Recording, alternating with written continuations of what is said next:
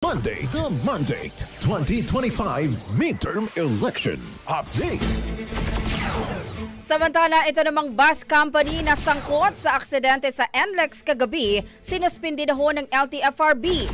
Crackdown naman sa mga kamoteng driver, ilulunsad. Si Brigada Jigo Custodio sa detalye. I-brigada mo! Brigada! Live report!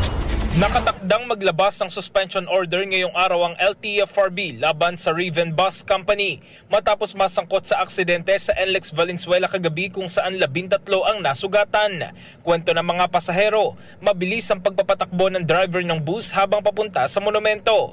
Dahil dito, iniutos na rin ni LTFRB Chairperson Chofilo Guadis ang crackdown laban sa mga kamoteng public utility drivers. Ayon kay Guadis, banta sila sa kaligtasan ng publiko. Babala pa niya, papanagutin din ng mga operator na bigong disiplinahin ng kanilang mga driver. Nag-deploy na rin ng LTFRB ng karagdagang field inspectors at pinapalakas ang koordinasyon sa mga ahensyang nagpapatupad ng batas trapiko. Hinimok naman ng LTFRB ang publiko na agad i-report ang mga abusadong drivers sa hotline 1342 o sa opisyal na Facebook page ng ahensya.